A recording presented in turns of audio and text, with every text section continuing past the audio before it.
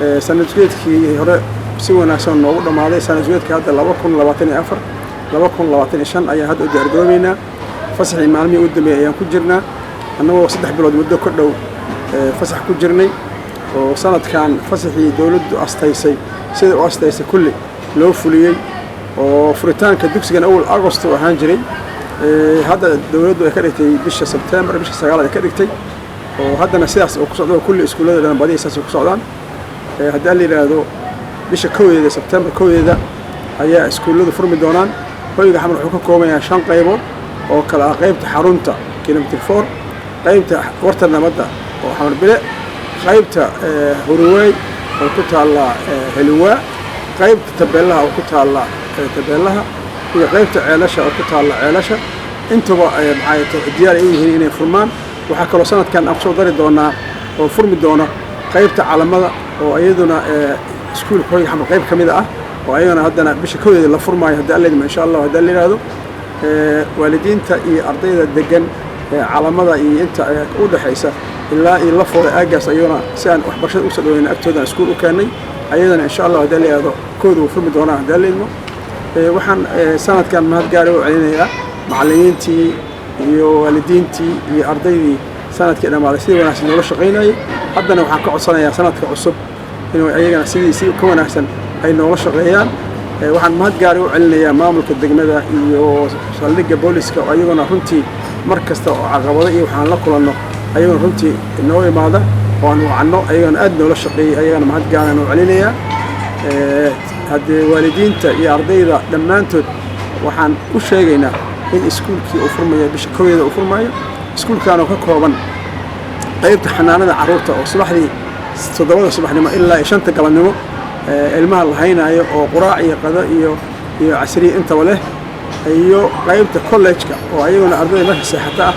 oo runtii wax badan ay ka faa'iideen oo gelina quraanka ay dhiganayaan gelina iskuulka ay dhiganayaan intaas oo habeenkiina macallimiintii caawin lahayd diyaar ku yihiin iskuulka dhexdiisa ilmahaasuna ayaguna runtii isbedel weyn ay fudeeyeen imtixaanadii hadda la galayna kulligood waa ku wada baaseen aad iyo isbedel ilmahaas ay sameeyaan oo ilmaha boardingka maadaama banaanki banaanka iyo telefishinadii iyo cayaarihii iyo sineemooyinkii banaanka aysan jaanis u helin ilmahani waxa weeyaan waxay sameeyaan ku xaniban yihiin ku qasban yihiin inay waxooda bartaan quraanka inay bartaan inay iskuulkii casharadii iskuulka inay bartaan ayay ku qasban yihiin maadaama meel kale la aaday ay u baxayna jirin maadaama ilmo duufsanaya oo wadanaya aysan jirin marka waxay ku qasban yihiin inay maartay ay casharadii dib u noqdaan casharadii ay akhriyaan oo ka baxaan oo habeenkii xataa ay waqti area la siiyay macallimiin gaar ah ayaa loo dhigaa oo siiya ama casharadii ugu celiya marka waalidiinta Soomaaliyeed waxaan ku baraarujin lahaa in ilmaha oo maxay tahay qaybta boardingka ah ay keensadaan taas isbedel weyn iyo muuqaal weyn wax wanaagsan ay ka muuqdaan oo ardayda aad isu bedeleen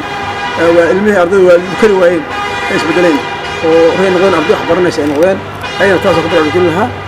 waxa kale oo iskuulku uu leeyahay hoose dhexe wuxuu leeyahay dugsi sare uu leeyahay inta oo runtii waxbarashada aad iyo aad si wanaagsan ay u socoto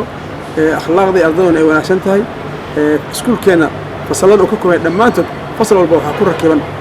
camera ayaa ku rakiban taasoo ugu talagalnay inay amniga qayb ka qaadato oo ardayda dhexdooda wixii dhib isu geysta ama wax kala qaato in la arko waana hadda sidaas la yaraa in 2 sano soo dhaaf sidaas ahayd haddii arday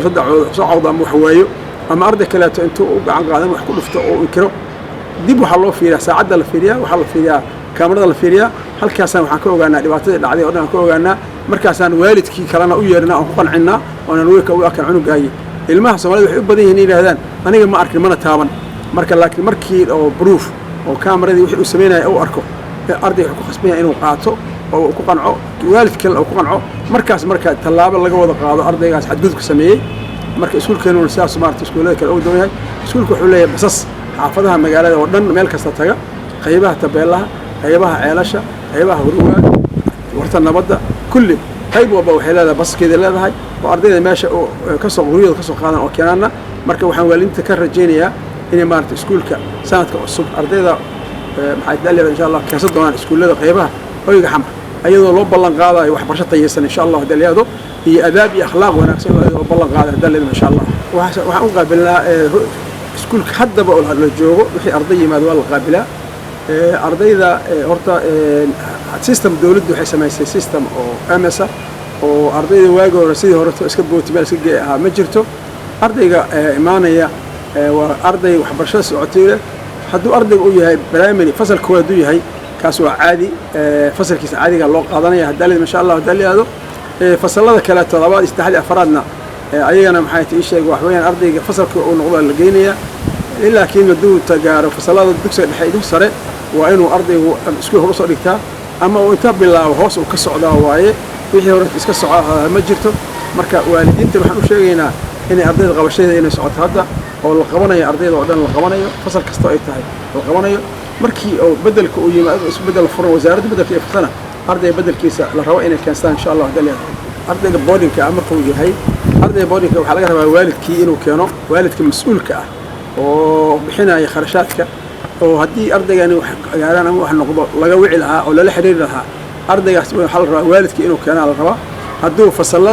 dhiganayo fasal kore dugsi dhexe ilaa dugsi dhiganayo waxa laga rabaa insha Allah inuu keeno markii oo ardaygu muddo joogo in maxay bedelka markii la furo inuu bedelkiisa u keensado la rabaa fasalka uu ahaa dugsiga uu dhiganayo bedel ka soo qaato oo keensado la rabaa haddii uu yahay fasalada hoosana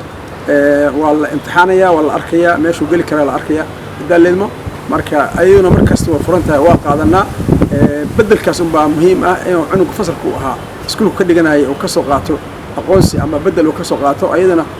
soo marsiinayo gobolka ama wasaaradda uu soo marsiinayo oo marka wasaaraddu ay soo gelinayso MSka iskuulka ay soo gelinayso sidaas anagana systemka iskuulka ugu soo biirayo laakiin duu cusub yahay waa la qaadanaya waa la qabanaya la qoraya insha Allah hadaliyada dhinaca tayada waxbarashada hadda maanta xataa waa shiraan ku jirnay waxa tayada iskuulka in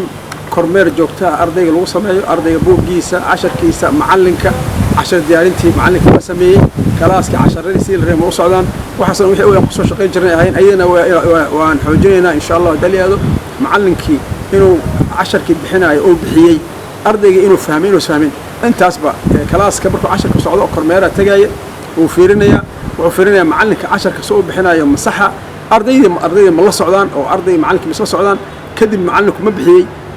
layli ma bixiyay homework ma bixiyay la fiirinaya insha Allah hadaliyado ayadoo haddana bil kasta imtixaan la qaadayo la tijaabinayo lana fiirinayo iyadoo natiijada soo baxdana waalidiinta la wadaagayo loo sheegayo in ardaygiisu ay imtixaankii la qaaday natiijadaas uu keenay ardaygii aad u liitana waalidka leeyahay ninkan waa liitaa wuxuu u baahan yahay gacan qabasho u baahan yahay wuxuu u baahan yahay in aqoon kororsi loo sameeyo ama macallin gaar loo qabto intaasna waa sameynaa haddana waa sameynaa insha Allah hadaliyada runtii abku waa su'aal fiican waay taas macallimiinta waxaan ku qaadanaa aqoontoodan ku qaadanaa macallinka markii oo loo baahan yahay in macallin maada ay banaanaato ama macallin murabbi loo baahdo waxaa la gelinayaa social media la gelinayaa waxaan qornaa in dugsiga xamar u baahan yahay macallinka noocaas maadadaas macallin takhasus u leh aqoon u leh in macallin ama murabbi ah oo intaas diintiisa aqoontiisa intaas ay tahay ayaa la gelinayaa marka macallinku markuu yimaado waxaa jira guddi qiimeynta macallimiinta la yiraahdo oo ilaa 3 ka kooban ayaa jira oo maamulaha macallimiinta ay kamid yihiin ayaa jira iyo laba macallin oo kale 3 qof maamulka iyo laba macallin ayaa sameeyaan qiimeynta sameeyaan shantaas soo sameeyaan marka macallinkii kalaas la gelinayaa kalaas markii la geliyaa waxa loo dhiibayaa buuga loo dhiibayaa muqarrar loo dhiibayaa manhaj loo dhiibayaa waxa la 10 ka diyaari leeyahay muddo hal saac ka hor la siinaya 10 macallinka diyaarinaya 10 markuu diyaariyo kalaaska la geliyaa waa loo fariisanayaa 10kii inuu bixiyo la rabaa waxa la rabaa 10kii inuu bixiyo inuu kalaaskii ka adag yahay oo kalaas controlkiisa uu fiican yahay oo ardayda ay la socdaan oo ardaydii maaragtay aysan sheekaysayn oo ardayga maaragtay uu fahamsan yahay inuu marka 10kii inta bixiyo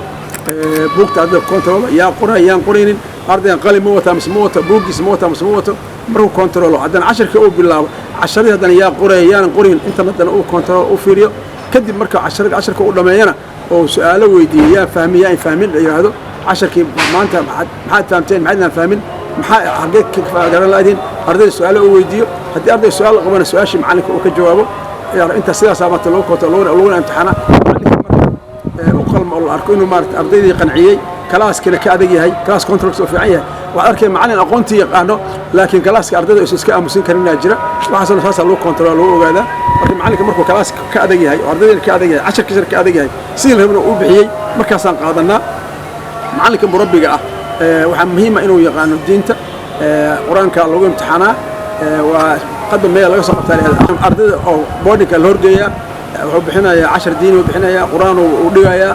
maalin ama laba saddex maalmood waxa la leeyahay ilmaha wuxuu dhig kuwaas asaga lagu imtixaana markuu asaga la arko inuu ka adeegay ilmihiina ka adeegay 10 kiisna ka adeegay oo waxaan yaqaano kadib aan qaadanaa asaga murabbi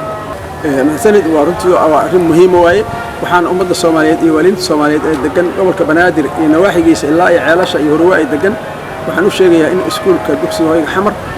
oo qaybo badan ka kooban uu furmaayo bisha koodeeda uu furmaayo ayadoo waxbarashadii agabkii iyo macallimiintii kulli ay diyaar yihiin iyo gaadiidkii kulli ay diyaar yihiin subaxda daliyaado xadda bisha kooda ay tahay qasaskii kulli wax u dirayna xaafadihii ay aadayeen oo ilmaha ka soo qaajiyaan loo dirayaa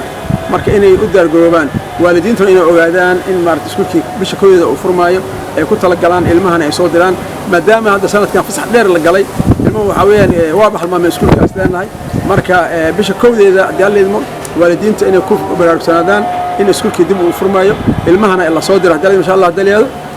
10 macallimiintana kulli ay diyaar yihiin oo maalinta xisada koowaadba macallin walba maadadu 6 xisaab oo qaadan doona ardayga maalinta koowaadba oo macallimiinta kulli ay diyaar yihiin oo aan diyaarinay oo aan u diyaargarownay waxa kale oo aan sameyn doonaa daliid insha Allah daliyaado xaafadaha gobolka Banaadir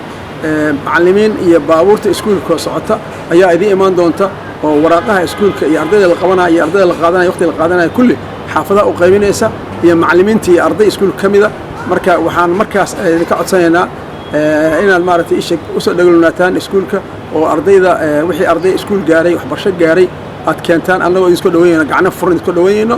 aad idin dhaqaaleyn doona insha Allah daliyaha